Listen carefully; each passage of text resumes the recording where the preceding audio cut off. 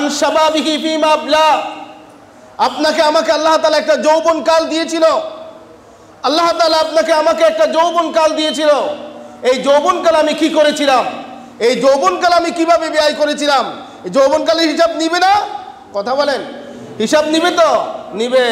যৌবনকালে যে শক্তি আপনাকে দিয়েছিলেন, কথায় কথায় এরকম আমরা হাতা উঠাই না? মানুষের মারার জন্য, আঘাত করার জন্য এরকম হাতা উঠাই না? আল্লাহ তাআলা এটার হিসাব নিবেন। এই শক্তি দিয়েছেন কে? এই শক্তি দিয়েছেন কে? যেখানে সেখানে অপব্যবহার করার জন্য, মানুষের উপর জুলুম করার জন্য, মানুষের গায়ে হাত তোলার জন্য, মানুষকে অপমান করার জন্য। ওয়ান শাবাবিহি ফিমা আবলা, এই যৌবনকালের হিসাব আল্লাহ তাআলা কড়াই গন্ডা আপনার থেকে নেবেন।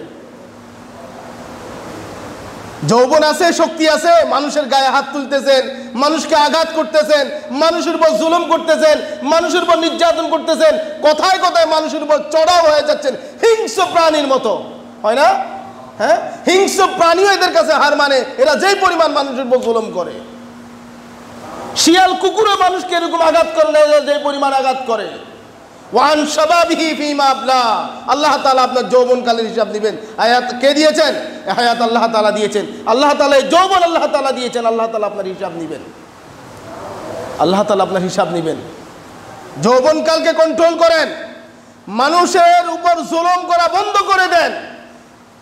এই জুলুম কিয়ামতের ময়দানে অন্ধকার হয়ে আপনার কাছে উপস্থিত হবে। আয-যুলমু যুলুমাতুন ইয়াউমাল কিয়ামা, কিয়ামতের ময়দানে জুলুম অন্ধকার হয়ে আপনার কাছে সাড়া দিবে। মুরব্বি দেখলে সম্মান করে না, স্নেহ করে না বাচ্চাদেরকে, আলেম ওলামাকেও সম্মান করে না, যেখানে সেখানে নিজের শক্তি ক্ষমতা জাহির করে। এই যৌবনকাল থাকবে?